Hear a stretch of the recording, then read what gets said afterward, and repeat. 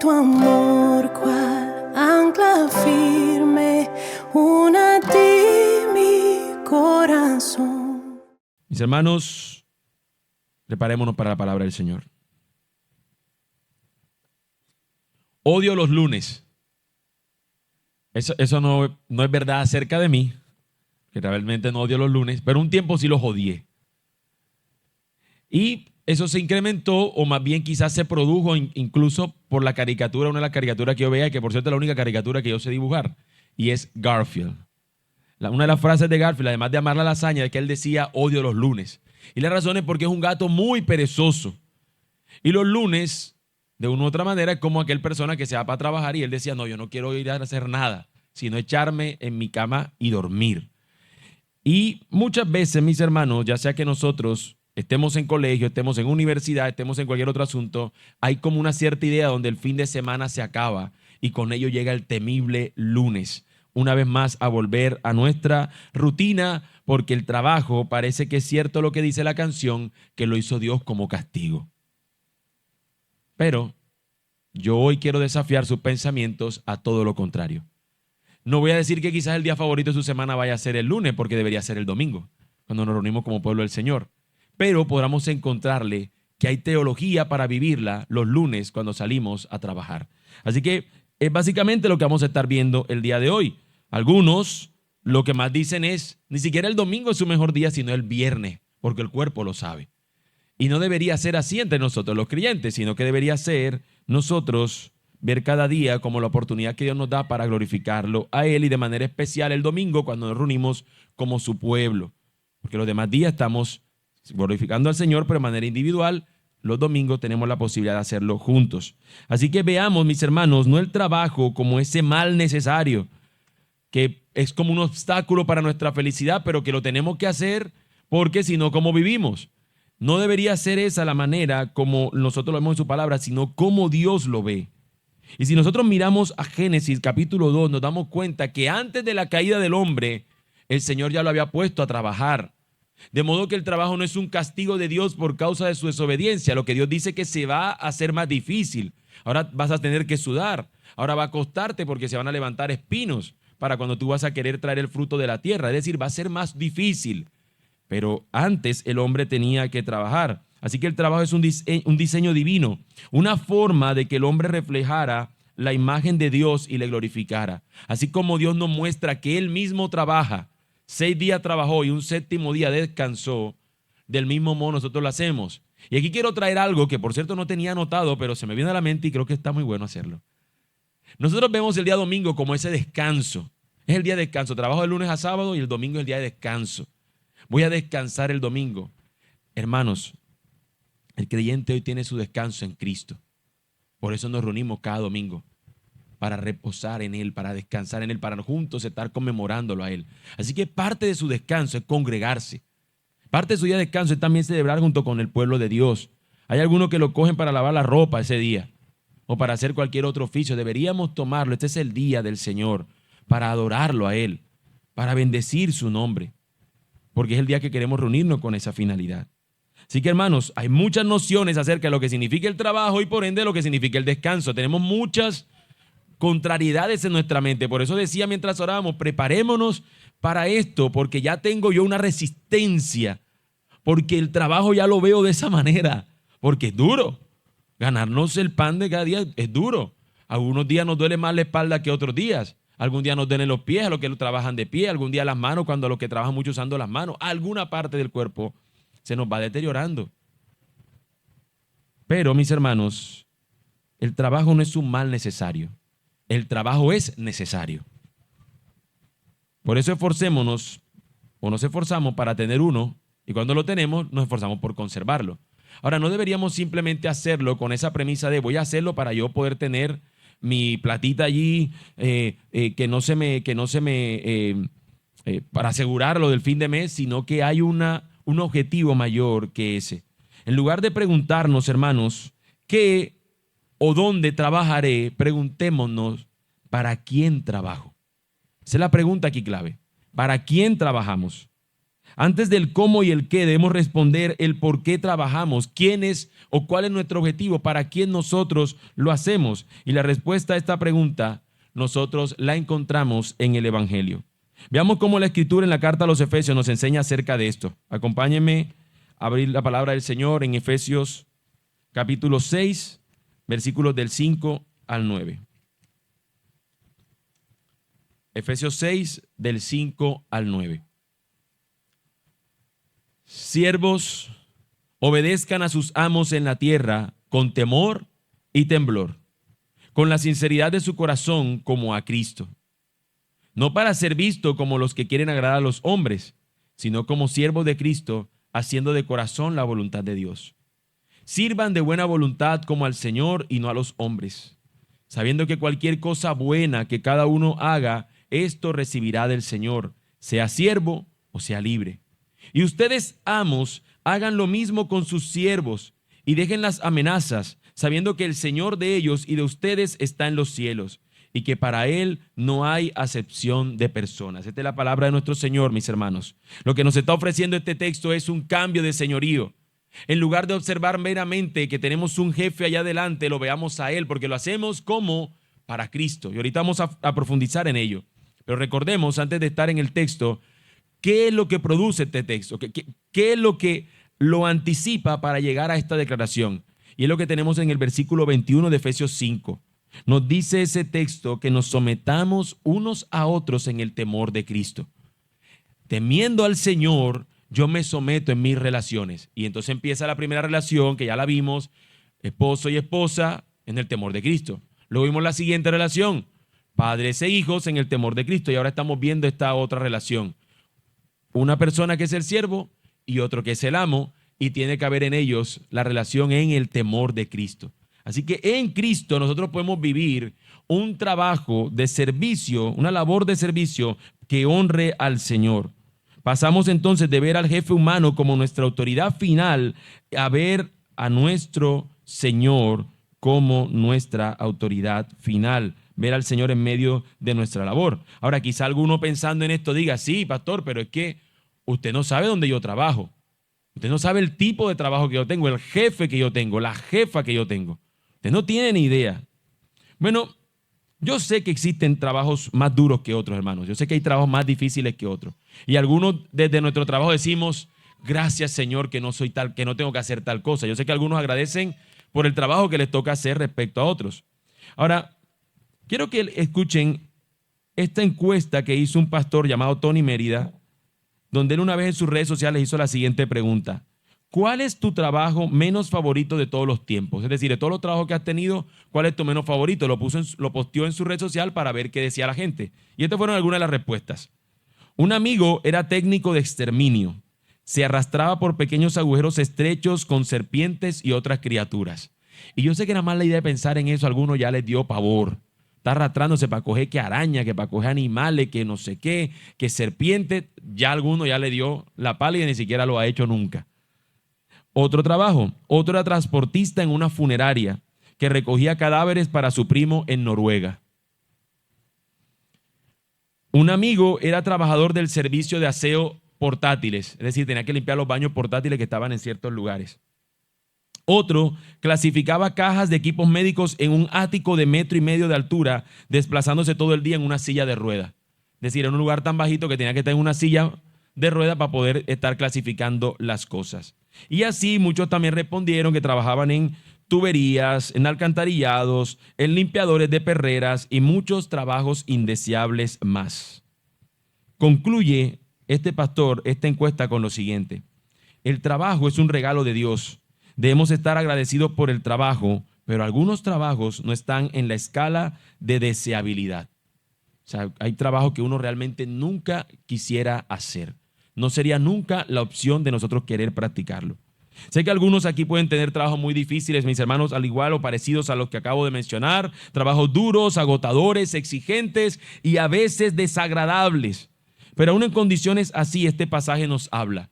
Porque a pesar de todo lo que yo mencioné, ninguno tenía la connotación que tenía en los tiempos de Pablo, a quienes Pablo le estaba hablando. Pablo le está hablando a esclavos y a amos. Y ninguno de nosotros, por bien difícil que sea nuestro trabajo, hoy estamos esclavizados. No diga nunca, mi hermano, ese trabajo es una esclavitud. No, porque no es verdad.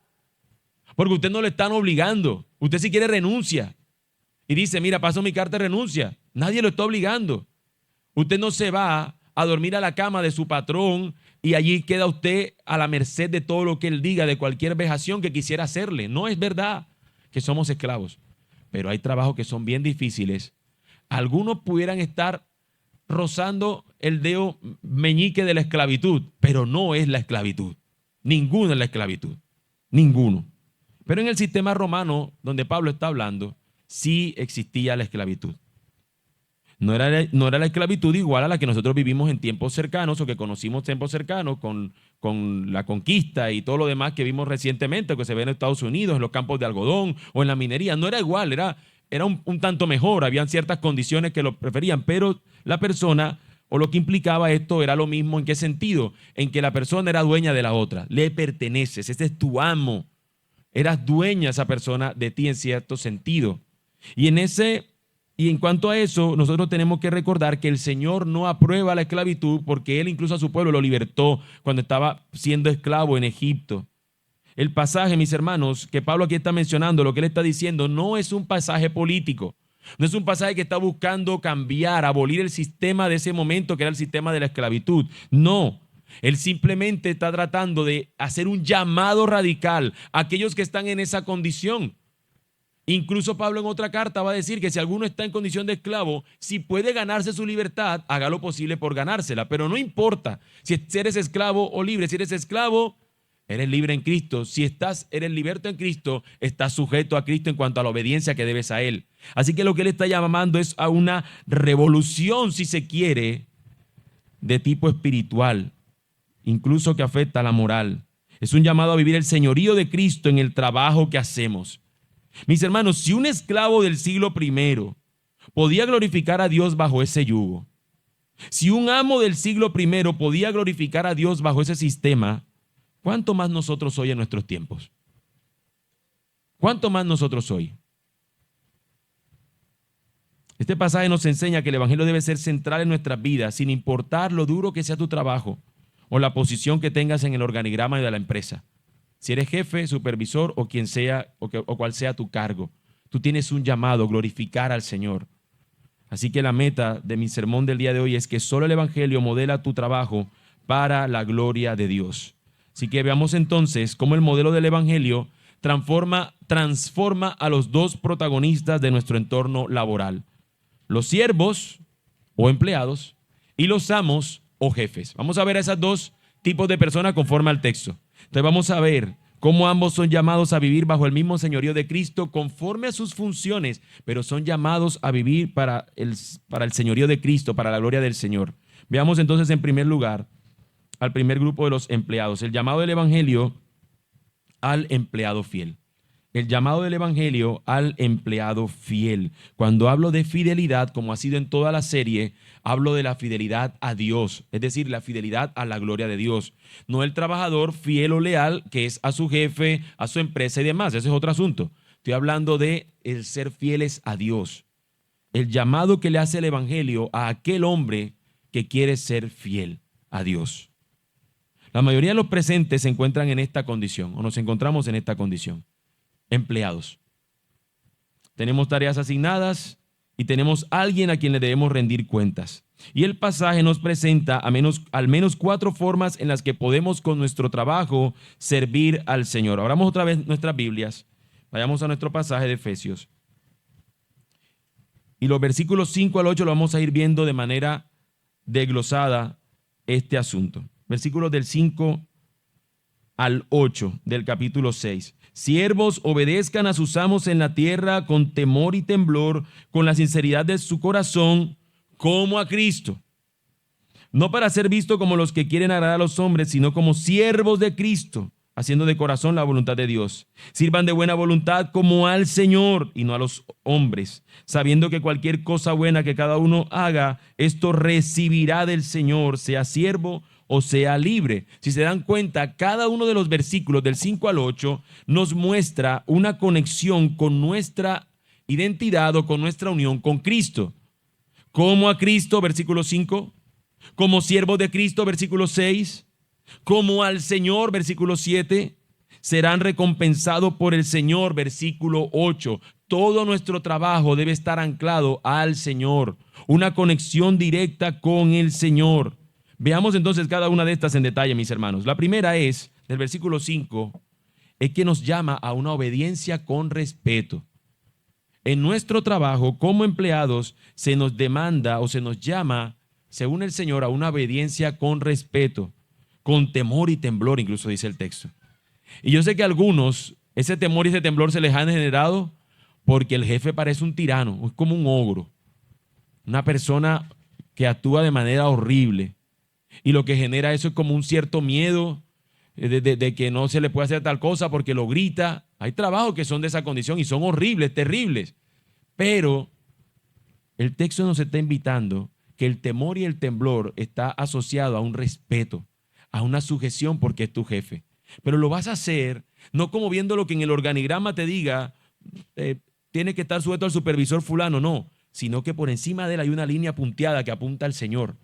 Yo lo hago porque lo estoy haciendo para el Señor. Me voy a someter a esta persona. Ahora, recuerden, y esto yo creo que no está de más, yo creo que está de más decirlo, pero de todas maneras lo aclaro. No nos vamos a someter a algo que nos pidan que esté en contra de la voluntad del Señor. Si nos piden hacer algo que sea indebido, que sea pecaminoso, pues evidentemente hasta allí no. Pero si nos piden algo asociado a nuestro trabajo, o incluso en alguna ocasión, qué sé yo, pedirle algo extra y usted puede hacerlo, hágalo como para el Señor. Esa es la invitación que nos hace aquí la palabra del Señor. En el temor de Cristo nos sometemos a estas autoridades. Esto se refiere, hermanos, a tener reverencia hacia Dios en nuestro desempeño. El cristiano se toma su trabajo en serio porque sabe a quién representa, de manera que él no busca la mediocridad, sino que debe buscar la excelencia. Para la gloria del Señor es que él lo hace. No debería ser en nosotros, eso ya está, ya está, ya está. No sé si aquí se utiliza esa expresión, pero es el llamado mientras tanto. Que se queden mientras siempre. No es mientras tanto, ahí. Le pone usted una gutapercha, algo ahí, una cinta de esas aislante, para que algo se sostenga, y no lo arreglamos.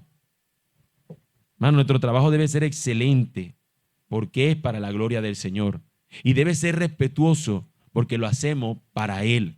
Así debería ser nuestra forma de trabajar. Ahora, no se detiene ahí el texto, sino que luego pasa a los versículos siguientes y nos habla de que debe hacerse con integridad de corazón, con sencillez de vuestro corazón. Básicamente esto nos indica, no sean hipócritas. No seamos hipócritas. Significa que no tengamos pliegues, que no tengamos doblez. Es ser la misma persona cuando el jefe nos está mirando y cuando el jefe no nos está mirando, porque lo hacemos para el Señor. Eso incluye, mis hermanos, aunque no sea el tema central, eso incluye la DIAN. A que la DIAN no se dé cuenta, usted lo hace para el Señor. Haga las cosas de manera fiel. Es la honestidad absoluta también en el manejo del tiempo, en el manejo de los recursos y en el manejo de la verdad. ¿Qué nosotros nos debemos? Nuestro trabajo debe ser sin doblez, integridad en nuestro corazón, con un tiempo dedicado, destinado a lo que nos están o lo que nos hemos comprometido a hacer en el tiempo que nos están pagando. Ahí debería ser nuestra labor. Dice un comentarista bíblico así: mientras que una tentación común para el amo era amenazar a los esclavos, una tentación común para el siervo era ser perezoso o mentir en lugar de trabajar fielmente. Ambos debían recordar que Cristo lo ve todo. El momento del trabajo es para servir en nuestro trabajo. Y tenemos que hacerlo porque tenemos al Señor, que es quien nos ve. Allí debe ser nuestra integridad en nuestro corazón.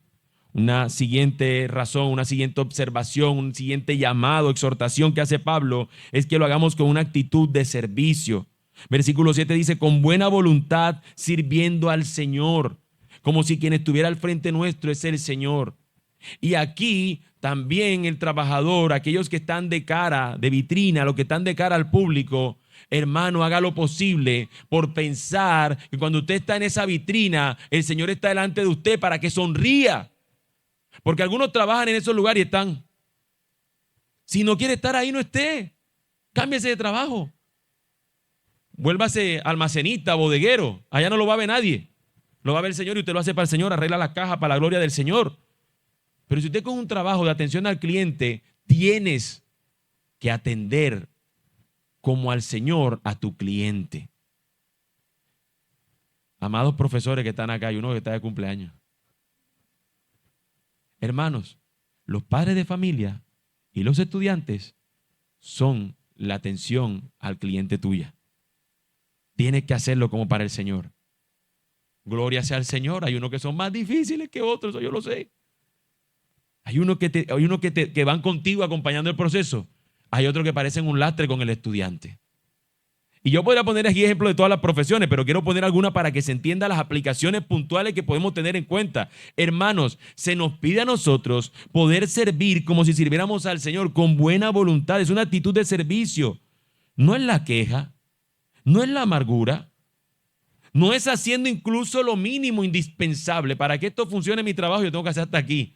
Haz lo que tienes que hacer con entusiasmo, con disposición, para la gloria del Señor. La versión de la Biblia, la NBI, lo dice así: sirvan de buena gana como quien sirve al Señor y no a los hombres. Ahí nos pone de buena gana. La versión que estaba leyendo, buena voluntad. Y la NTV lo dice así: trabajen con entusiasmo como si lo hicieran para el Señor y no para la gente. Esa es la idea. Hágalo contento. Hermano, yo sé que no es fácil, por eso esto es desafiante, pero no lo hacemos en nuestra fuerza. Recuerden que todo está asociado al temor a Cristo, como para el Señor, para la gloria de Cristo, es para Él. Y Él nos dará la fuerza para poder hacerlo, para poder vivirlo. Esto tiene que ver, hermanos, con un ánimo al trabajar, un llamado a hacerlo con alegría porque es para el Señor. Y pueden haber muchas razones por las cuales no eres feliz al trabajar, pero puedes llevarla a tu Señor también. Y poder ver este desafío y pedirle: Señor, ayúdame a vivir conforme tú quieres, pero yo tengo esta dificultad. ¿Cómo puedo yo vencerla? ¿Cómo puedo darte gloria a ti? Y la cuarta exhortación o llamado que hace Pablo respecto al texto es que lo hagamos con la expectativa correcta. Cualquier cosa buena que cada uno haga, esto recibirá del Señor. Es decir, si eso lo haces bien, recibirás del Señor lo bien, la recompensa, la aprobación. ¿Cuál es esa? No nos dice el texto. Lo importante es que el Señor está viendo lo que estás haciendo. Es decir, como cristianos no trabajamos para el cheque que vamos a recibir a fin de mes. Ese es un beneficio del trabajo. Pero nuestro objetivo no es ese. Lo hacemos para el Señor y para la recompensa que viene del Señor. El mundo trabaja para la apariencia, para agradar a los hombres e incluso a veces se convierte en un adulador. Ay, jefe, qué bonita le queda la camisa, jefe. Simplemente para tener ahí contentillo. No, lo hago para la gloria del Señor. Cristiano trabaja sabiendo que su verdadero CEO, su verdadero gerente, jefe, es Cristo. Y hace la voluntad de Dios de corazón, desde el alma, desde lo profundo de su ser, entendiendo que nuestro escritorio, nuestro taller, nuestro salón de clases, nuestro lugar de trabajo es el lugar donde Dios nos puso para que honremos su santo nombre. Y el texto nos dice que la razón de eso es lo que acabo de leer, porque la recompensa viene del Señor que nos está observando. Nuestro mayor bien es, pero el Señor sí lo ve. Hermano, si hay un trabajo difícil que usted tenga, pues hermano, búsquese otro. Si al final usted se da cuenta que es un trabajo durísimo, que tiene todas las condiciones donde esa persona es un tirano, es un abusador, o alguna cuestión por el estilo, si usted se da cuenta que eso no va a cambiar, pues entonces haga lo posible y consiga otro empleo. Pero no diga que por tener ese empleo usted entonces no va a vivir esto, porque usted es llamado a vivirlo. Recuerden, en el tiempo que Pablo lo dice, eran esclavos, estaban sujetos a sus amos, a lo que ellos quisieran que estos hicieran. Y aún con todo y eso, Pablo los llama a vivir algo contracultural, contra la cultura de ese tiempo, a que vivieran para la gloria del Señor. Así que nuestra recompensa debe ser ese trabajo que el Señor está viéndonos hacerlo. Que nuestro deseo sea agradarlo a Él. Así que por un momento, mi hermano, piensa cómo esta perspectiva cambiaría tu manera de trabajar. Cambia tu forma de trabajar, si lo piensas ahora con lo que hemos dicho. ¿Cómo lo cambiaría? ¿Cómo debería cambiar este pasaje tu forma de trabajar? ¿A qué acción concreta te está llamando este pasaje a considerar? ¿Qué cosas deberías considerar? No debe ser aquí que tú seas el único trabajador perfecto, porque siempre lo digo, si hay alguno ahí perfecto, ese entonces debió ser crucificado y no nuestro Señor. ¿Qué aspecto tiene que cambiar? Mano, yo sé que hay algunos aquí que trabajan con gente y no les gusta la gente. O se quejan todo el tiempo de la gente. Algún asunto nosotros necesitamos hoy contrastarlo con nuestra forma de trabajar y vivirlo para la gloria del Señor. Recuerda que estas consideraciones no se pueden hacer solas. Y aquí donde puedes tú y yo anclar nuestro corazón, necesitamos de Él. Solo así podemos vivir en nuestro trabajo para la gloria de Dios, sujetos a Cristo, en el sometimiento a Él. Porque solo el Evangelio modela nuestro trabajo para la gloria de Dios. Cuando un empleado vive así, su trabajo entonces deja de ser una carga y se convierte en un acto de adoración. Yo estoy adorando a mi Señor a través de este trabajo. No podemos pensar, hermanos, que hay una vida secular y una vida espiritual. O sea, estoy aquí en la iglesia viviendo mi vida espiritual y luego cuando salgo de aquí en mi vida secular. No. Nuestra vida es una vida única para la gloria de Dios, es integral. De manera que cuando salgamos a trabajar, cuando estemos nuestro lunes, en lugar de odiarlo como Garfield, podemos pensar, es mi oportunidad para adorar al Señor una vez más. Todo lo que hago, lo hago para la gloria del Señor. Pero mis hermanos, el Evangelio no solamente modela al que está en posición de empleado, sino que también le hace un llamado al que está en posición de mando. Y lo que nos lleva ahora a continuación a observar nuestro texto, el llamado del Evangelio al jefe fiel. El llamado del Evangelio al jefe fiel. El modelo del Evangelio, hermanos, no se detiene ahí. En el trabajo hay jerarquías, hay gerentes, supervisores, hay gente que es dueña de un negocio. Si tú tienes gente a cargo, esta parte también es para ti. Incluso hay algunos que aquí son empleados, pero en algún momento se convierten en jefe por alguna razón. Sea que en el trabajo tengan una labor de supervisión, sea que en el trabajo tengan que lidiar con otras personas, sea que en el trabajo ustedes tengan alguna autoridad que le han delegado. Incluso a veces, una manera práctica, como podemos ver este llamado a los jefes, es cuando usted es el que tiene el dinero en un lugar. Es decir, cuando usted se convierte en cliente. En ese momento, véase como que tiene en ese momento una autoridad. Porque no sé por qué, bueno, se entendió mal lo que esa persona dijo una vez, pero el cliente tiene la razón. No quiere decir así que usted tiene la razón. Lo que quería decir esa persona es que el cliente hace lo que él sienta que tiene la razón. Es un llamado a persuasión. No es un llamado a simplemente decir que tiene la razón. Porque a veces los clientes no tienen la razón. Y no es una necedad a la que lo llevamos, sino a persuadirlo. Mira, ¿te parece bien este color rojo? Te queda bonito. Ay, sí, el rojo es el que a mí me sirve. Es persuasión en lo que consiste la venta. Ahora, yéndonos a otro tipo de negocio, hermano, usted a veces se convierte en ese. Pero algunos aquí sí tienen esa labor. Si usted contrata a alguien para que esté en su casa, así sea un día, usted en ese momento se convierte en alguien que le da o que ejerce autoridad sobre esa persona. ¿Cómo lo tratas? ¿Cómo vas a relacionarte con esa persona? Bueno, vamos a nuestro pasaje, versículo 9. Versículo 9. Nuestro ejemplo no debe ser el mal jefe que hemos tenido. Nuestro ejemplo debe ser el Señor Jesucristo y lo que nos dice en su palabra, versículo 9. Y ustedes, amos, hagan lo mismo con sus siervos. Es decir, todo lo que hemos visto hasta ahora, ¿qué le está diciendo Pablo? Amos, lo mismo que ustedes esperan que hagan estos siervos, ustedes hagan lo mismo. Si él hubiese dicho eso allí, habría sido suficiente. ¿Qué les está diciendo? Sirvan de la misma manera como hemos llamado a los siervos a que sirvan a sus amos. Trátenlo de esa misma forma. Pero le agrega algo más. Y dice, y dejen las amenazas, sabiendo que el Señor de ellos y de ustedes está en los cielos y que para Él no hay acepción de personas. Pareciera que Pablo nos está hablando a personas del siglo XXI. Porque una de las cosas que más vemos de la gente es la amenazadera que tienen los jefes a los empleados. Si no me sirve, te voto. Te echo. Voy a hacer recorte personal. Esta gente no sirve. O incluso lo que vemos nosotros continuo cuando de repente una señora la contratamos para que nos hiciera una labor en casa y por descuido, porque tal vez tenga sus hijos enfermos, yo qué sé, porque tenga cualquier razón, nos quemó nuestra camisa favorita, que vale más de lo que la señora le vamos a pagar ese día. Fíjese, es interesante. No estoy diciendo aquí poniendo cuánto tengamos que pagar a la gente, simplemente estoy poniendo un pensamiento. Es interesante que a veces nuestra ropa es más costosa, una sola ropa, que lo que le pagamos a una persona en un día. Y nos sentimos incluso a veces sobregirados cuando le damos 5,000 pesitos de más o algo por el estilo. Hermanos, ¿cómo tratamos a alguien que nos quemara nuestra camisa favorita que contratamos ese día para que nos planchara la ropa? ¿Acaso no es una amenaza lo primero que se nos viene a la mente? Me la paga. Y lo que le pagó hoy no le va a alcanzar.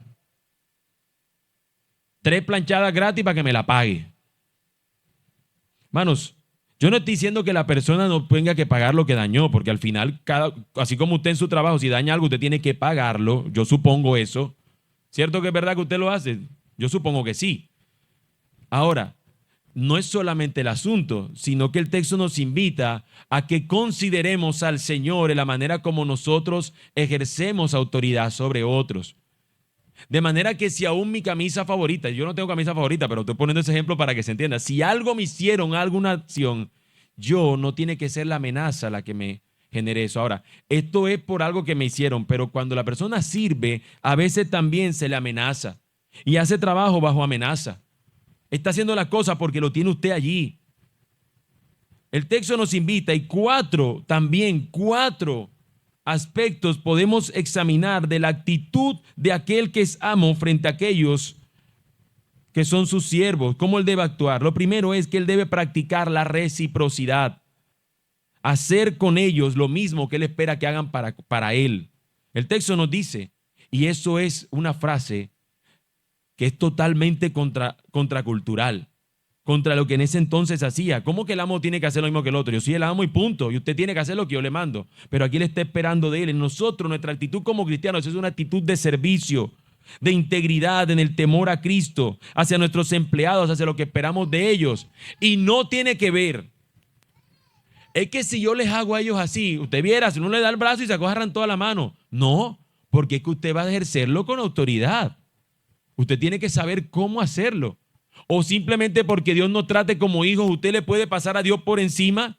No, porque Él es el rey, es la autoridad. De modo que nosotros, en una autoridad, sujetos, podemos servir de manera amorosa, de manera cuidadosa, pero aún respetando la distinción que tenemos entre el que sirve y el que ejerce la autoridad. Ahora, lo otro también que tenemos que tener es el trato digno, dejando las amenazas. Esta otra consideración, mis hermanos. Muchos jefes lideran mediante el miedo, el abuso verbal o la manipulación. El jefe cristiano debe renunciar a la intimidación. Debe tratar a su equipo con la dignidad de seres humanos creados por Dios. Esto no quiere decir que no les exija, o tampoco quiere decir que nunca usted pueda despedir a alguien. Si no hace bien su trabajo, entonces no hay otra opción. No hay otra opción. Pero nosotros debemos hacerlo de manera digna, amando a nuestro prójimo. Y hay una forma de hacerlo. Mira, no me sirve tu trabajo. No sé la forma como usted quiera hacerlo, pero hay personas que simplemente lo hacen de una manera indigna para el otro. Recordemos, mis hermanos, el liderazgo cristiano no es señorío, es servicio. Es servicio. Tercer asunto que podemos mencionar acerca de los amos, y es que deben reconocer que tienen una autoridad suprema, sabiendo que el Señor de ellos y vuestro está en los cielos, dice el texto. Tú como jefe no eres la autoridad suprema. Tu organigrama tiene una línea punteada hacia arriba, no se detiene en ti si eres el gerente o el CEO o el jefe final de la empresa, no se detiene allí. Tú tienes a uno superior a ti que es el Señor. Él es el jefe. Él es quien manda, Él es tu máxima autoridad. Por encima de ello tienes el jefe en el cielo y es a Él a quien debes rendir cuenta por cómo trataste a las personas que Él puso bajo tu cuidado. Así que hazlo para el Señor, en el temor del Señor. Y por último, en cuanto a esto, aplica justicia imparcialmente. Termina el texto diciendo y que para Él no hay acepción de personas. Yo sé que hay trabajadores que son mejores que otros. Esa es la realidad. Y quizás esas personas algunas son más leales o no ejercen lealtad y hay un asunto. Pero en cuanto al trato entre uno y otro debería ser el mismo en cuanto a la forma de pago, de pedirle las cosas, de muchos otros asuntos. No hacer acepción de personas. O no decir, este es empleado, al jefe sí me porto bien con él y lo trato bien, pero al que es empleado no lo trato así. No sé si usted ha visto los programas esos donde el jefe se disfraza de empleado y ve cómo los supervisores tratan a la gente y cuando ve que alguno trata mal, ¿qué hace el jefe? Lo despide. Lo despide. Eso es automático. ¿Por qué? Porque él debe tratar a todos por igual. No se le porta ahí de adulador al jefe y al otro lo trata como si fuera un tirano. No. Delante de la cruz, el dueño de la empresa y el conserje están al mismo nivel. El dinero del cargo no impresionan al Señor y un jefe modelado por el Evangelio no tiene favoritismo, no desprecia al humilde porque en Dios no hay favoritismos. Así que mi hermano, pueden ser que en el mundo encontremos actos discriminatorios, pero la justicia celestial no actúa así y se nos llama a aquellos que ejercemos de autoridad de jefes a servir de esa manera. Cada una de estas exhortaciones a los amos son contraculturales porque en el mundo no vemos eso. Cada uno de estos principios acortaba la distancia entre el siervo y el amo. Piensen una vez más, el amo de ese siglo primero y el esclavo de ese siglo primero. Y cómo aquí Pablo está cortando una distancia para unirlos a que sean estos que sirven, que adoran al Señor. Es algo, mis hermanos, totalmente contrario a lo que vemos en el mundo. La gente quiere hacer notar con aspereza y con dureza que Él es el que manda, que Él está por encima de los demás. Y algunos piensan que cuando tiene esa actitud de jefe o esa posición de jefe, debe hacerle notar a los demás que no están a la altura de él, que debe notarse inalcanzable. Pero Jesús no nos enseña eso, sino que aquel que tiene todo el poder, lo que hace es humillarse y toma la posición de siervo. No vino él a ser servido, sino a servir. Y nos llama a nosotros a tener esa misma actitud de siervo, esa misma actitud humilde. Es un llamado radical. Y yo les pregunto, hermanos, ¿cómo debería cambiar este pasaje tu forma de mandar a otros? Tu forma de exigirle a otros. ¿A qué acción concreta te está llamando este texto a que la consideres cuando tú eres quien ejerce autoridad sobre otros? Recuerda que solo mediante Cristo lo podrás hacer, porque solo el Evangelio modela tu trabajo para la gloria de Dios. Enamora a tu Señor, convierte tu responsabilidad de autoridad delegada en un acto de adoración. Adora a tu Señor mientras ejerces autoridad sobre otra persona. Adora al Señor. Alguien una vez dijo lo siguiente: ningún trabajo es simplemente un trabajo, es una forma de servir a Cristo. Voy a repetirlo. Ningún trabajo es simplemente un trabajo, es una forma de servir a Cristo. No importa lo que tú hagas, ese es tu trabajo, pero ese trabajo es una forma que Dios te ha dado para que sirvas a Cristo. Es tu oportunidad, es tu llamado a la adoración. Y eso es lo que yo he pretendido que aprendamos hoy en este sermón. Tanto empleados como empleadores podemos vivir esta verdad a la luz del Evangelio. Aun cuando tu trabajo pueda ser horrible, no se compara con el ser un esclavo en los días de Pablo. Pero a todos por igual se nos llama a vivir con esa conciencia de que Jesús es nuestro jefe. Jesús es nuestro jefe. ¿Cómo es posible entonces, hermanos? ¿Cómo es posible que nosotros vivamos este nivel de integridad al Señor, de servicio al Señor en un mundo laboral tan difícil? ¿Cómo lo hacemos? En un mundo donde a veces entre compañeros se están mordiendo los talones. O sea, a veces los jefes son bien tiranos. ¿Cómo hacemos en un mundo que luce bien difícil? Bueno, la única manera es que miremos al siervo supremo Jesús. Es la única forma. Y aquí quiero que ambos, jefes y empleados, o amos y siervos, veamos el ejemplo de Cristo Jesús. Primero, miremos los que tienen un llamado a ejercer autoridad laboral, a los que son jefes de algún área, supervisores, que tienen gente o que en momentos tienen personas bajo su cuidado. Examinemos a Cristo o examinemos el ejemplo de Cristo. Marcos 10:45. Voy a leer desde el 42. Síganme ahí la lectura. No sé si traiga, si quieren no la busque, pero escuche. Llamándolos junto a él, Jesús les dijo: Ustedes saben que los que son reconocidos como gobernantes de los gentiles se enseñorean de ellos y que sus grandes ejercen autoridad sobre ellos. Pero entre ustedes no es así, sino que cualquiera de ustedes que desee llegar a ser grande será su servidor. Y cualquiera de ustedes que desee ser el primero será siervo de todos, porque ni aun el Hijo del Hombre vino para ser servido, sino para servir y para dar su vida en rescate por muchos. Jefes, nuestro mismo Señor Jesús nos dice, no tomen la autoridad, no la ejerzan como aquellos gobernantes del mundo que lo hacen para enseñorearse sobre los demás y pisotearlos. Miren mi ejemplo. Y el Señor nos dice, ni aun el Hijo del Hombre, ni aun Él, el Rey del universo, vino para ser servido, sino que vino para servir. Su liderazgo es de servicio.